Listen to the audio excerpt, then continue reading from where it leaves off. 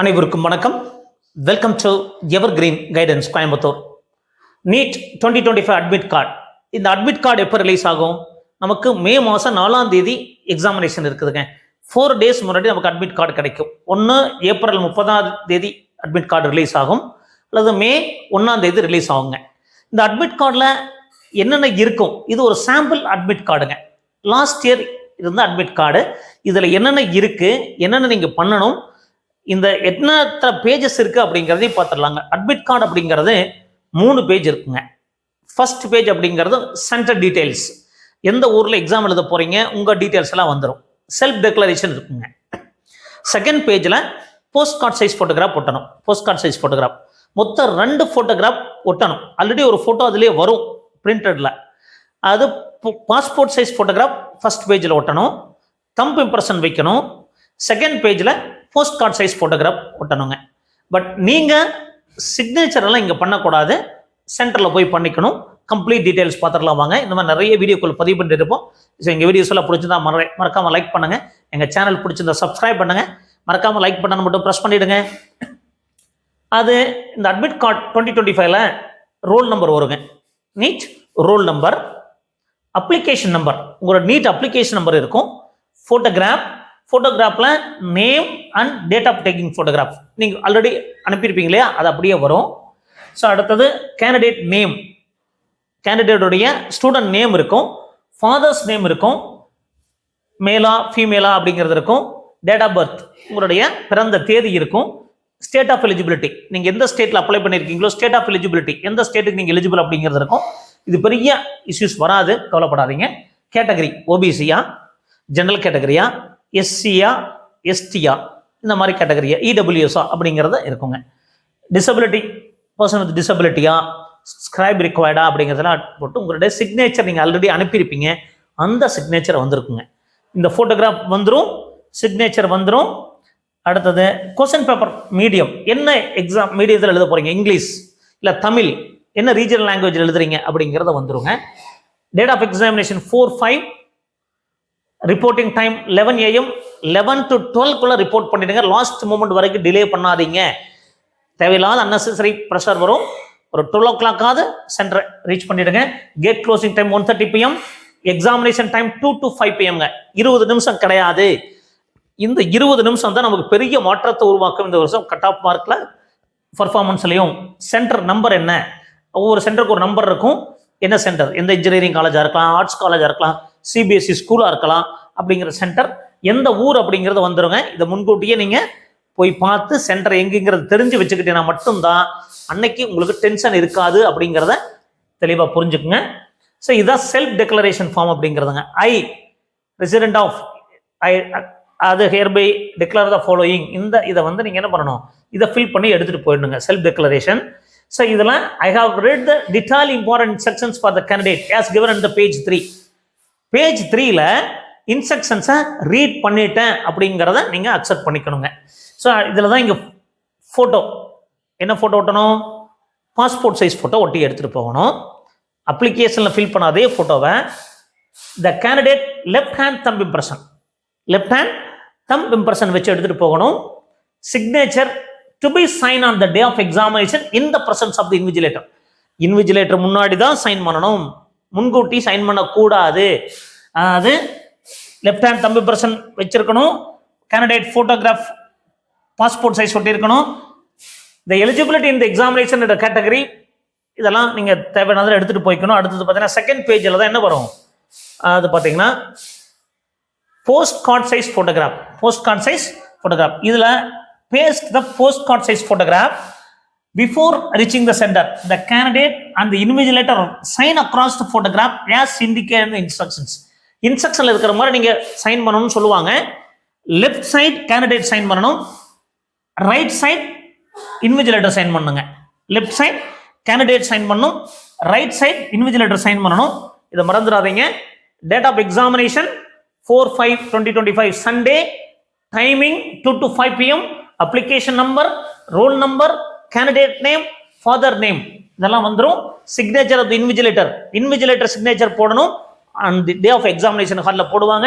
The candidate signature to be signed on the day of examination. அப்ப the candidate signature அப்படிங்கிறது in the presence of the invigilator தான் போடணும். அதே மாதிரி போட்டோகிராஃப்ல போஸ்ட் கார்டு சைஸ் போட்டோகிராஃப்ல செகண்ட் பேஜ்ல left side candidate, right side invigilator sign பண்ணணுங்க. இந்த இன்ஸ்ட்ரக்ஷன்லாம் படிச்சிடணும். the candidate is to paste the latest colored postcard size photograph போடணும்னு சொல்லியிருப்பாங்க.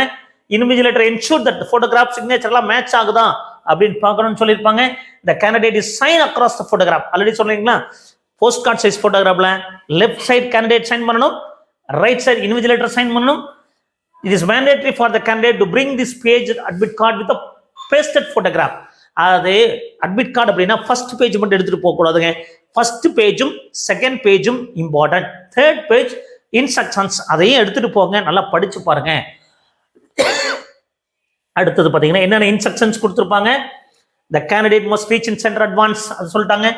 no candidate permitted to center without admit card. Gate closing டைமுக்கு அப்புறம் பண்ண மாட்டாங்க. லீவ் அது எக்ஸாமினேஷன் டைமுக்கு முன்னாடி லீவ் பண்ண மாட்டாங்க.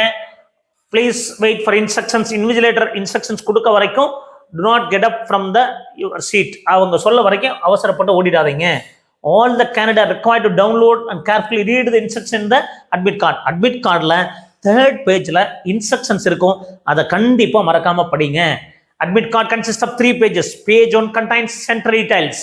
ஃபர்ஸ்ட் பேஜ்ல சென்டர் டீடைல் இருக்குங்க. ரெண்டாவது பேஜ்ல அதே மாதிரி செல்ஃப் டெக்ளரேஷன் இருக்கும், அதை ஃபில் பண்ணணும்.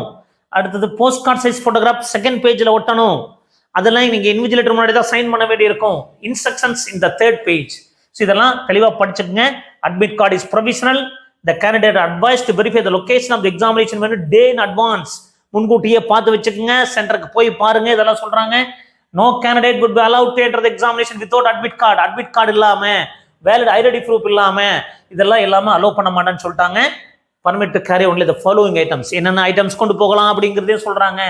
பர்சனல் டிரான்ஸ்பரண்ட் வாட்டர் பாட்டில், டிரான்ஸ்பரண்டான வாட்டர் பாட்டில் கொண்டு போய்க்கலாம். போட்டோகிராஃப் கண்டிப்பா கொண்டு போகணும். அட்ரான்ஸ் ஷீட்ல ஓட்டுறதுக்கு ஒரு பாஸ்போர்ட் சைஸ் போட்டோ கொண்டு போகணும். அட்மிட் கார்டுல செல்ஃப் டெக்ளரேஷன் சைன் பண்ணிருக்கணும். போஸ்ட் கார்டு சைஸ் போட்டோ ஒட்டிருக்கணும். Before reaching the centre the candidate must enter the required details. எல்லா டீடைல்ஸ் தம்பு பர்சன் வச்சிருக்கணும், இதெல்லாம் சொல்லிடுறாங்க. PWD certificate should put their signature and paste the photograph at the appropriate place. அது தேவைப்படுற இடத்துல நீங்க அங்க போய் பண்ணணும். should ensure that left hand person is clear and not, அதெல்லாம் தெளிவா பார்த்துக்கணும். candidate must carry the valid identity proof. valid identity proof நீங்க ஜெராக்ஸ் வச்சிருக்கேன், அட்டஸ்டேஷன் பண்ணிருக்கேன், போட்டோ இருக்கணுங்க. ரீசன்ட் பாஸ்போர்ட் ரீசன்ட் ஐடென்டிட்டி ப்ரூஃபா இருந்தா பெஸ்ட். போட்டோ ரீசன்ட் போட்டோவா இருக்கணும். Aadhaar card preferable, maybe driving லைசன்ஸா இருக்கலாம், இது வேணாலும் கொண்டு போகலாம். பட் அதுல போட்டோ இருக்கணும். ரீசன்ட் போட்டோ இருக்கிறதா ப்ரிஃபரபிள் அப்படிங்கிறனால ஆதார் கார்டு சொல்லியிருக்காங்க. PWD சர்டிபிகேட்ஸ் பாருங்க. மொபைல் என்ன சொல்லியிருக்காங்க பாருங்க. Self attested scanned IDs are not permitted. இந்த மாதிரி செல்ஃப் அட்டஸ்ட் பண்ணி வச்சிருக்கேன், ஸ்கேன் பண்ணி வச்சிருக்கேன் அப்படிங்கிறதெல்லாம் பர்மிட் பண்ண மாட்டாங்க அப்படிங்கிறது புரிஞ்சுக்கணும்.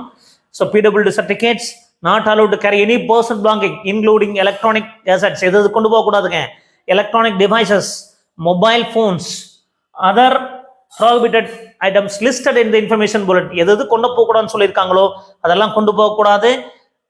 Center examinations officials will not be responsible for the safekeeping of the personal belongings and there will be no facility at the center. நீங்க கொண்டு போறீங்க, இன்னொரு ஃபோன் எக்ஸ்ட்ரா கொண்டு போறீங்க, தனியா போறீங்க, ஃபோன் வச்சுக்கிறக்கோ உங்களுடைய திங்ஸ் வச்சுக்கிறக்கோ எக்ஸாமினேஷன் சென்டர்ல இடம் இருக்காது. நீங்க வெளியே தான் வச்சுக்கணும், யாருடையாவது கொடுத்துட்டு தான் போகணும், அதுக்கு நாங்க பொறுப்பு இல்லை அப்படிங்கிறதையும் சொல்லியிருக்காங்க.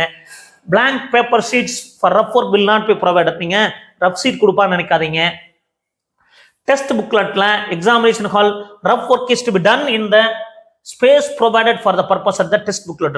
அது டெஸ்ட் புக்லெட்லயே ஒரு பேஜ் கொடுத்துருப்பாங்க, அந்த பேஜ்ல நீங்க ரஃப் ஒர்க் பண்ணிக்கலாம். Failure to do so many result in the non evaluation. தேவையில்லாம நீங்க ஆன்சர் புக்லெட்லாம் எழுதக்கூடாதுங்க. அந்த ரஃப் ஷீட்ல மட்டும்தான் நீங்க ஒர்க் பண்ணி பார்க்கணும். அன்னெசரியா பண்ணி மாட்டிக்க கூடாதுங்க. No candidate should adopt any unfair means. தேவையில்லாத விஷயங்கள் பண்ணீங்கன்னா உங்க ரிசல்ட்டை வித்ஹெல்ட் பண்ணிடுவாங்க. இப்படி நிறைய இன்ஸ்ட்ரக்ஷன்ஸ் கொடுத்துருக்காங்க. No bio breaks will allowed. Bio breaks கிடையாது. ஃபர்ஸ்ட் 1 hour கிடையாது, லாஸ்ட் ½ hour கிடையாது. அப்படி ஒருவேளை பயோ பிரேக்ஸ் எடுத்தாலுமே உங்களுக்கு ஃபிங்கர் பிரிண்ட் வச்சு எடுத்துட்டு போவாங்க, டைமிங் பார்ப்பாங்க. அப்போ இந்த இன்ஸ்ட்ரக்ஷன்ஸ் அப்படிங்கிறது தேர்ட் பேஜில் இருக்குது. இந்த இன்ஸ்ட்ரக்ஷன்ஸை ஃபுல்லாக நீங்கள் படித்து பார்க்கணும். அட்மிட் கார்டு வந்தோடனே அடுத்தது பார்த்தீங்கன்னா செகண்ட் பேஜில் போஸ்ட் கார்டு சைஸ் ஃபோட்டோகிராஃப் ஒட்டணும். ஃபர்ஸ்ட் பேஜில் செல்ஃப் டிக்ளரேஷன் ஒட்டணும், தம்பு இம்ப்ரெஷன் வைக்கணும், பாஸ்போர்ட் சைஸ் ஃபோட்டோகிராஃப் ஒட்டணும். இந்த அட்மிட் கார்டை தயவு செய்து நிறைய காப்பி எடுத்து வைக்காதீங்கன்னு சொல்லலை, நிறைய காப்பி எடுத்து வைக்கணும். பட் இமெயில் அட்டாச் பண்ணி வைங்க, இமெயிலில் அட்டாச் பண்ணி வைங்க. ஏன்னா அந்த அட்மிட் கார்டு தான் அட்மிஷன் வரைக்கும் தேவைப்படும். நிறைய காப்பி எடுத்து வச்சாலும் மிஸ் பண்ணிடுவீங்க. இமெயில் அட்டாச் பண்ணி வைங்க. கலர் பிரிண்ட் எடுத்துகிட்டு போங்க.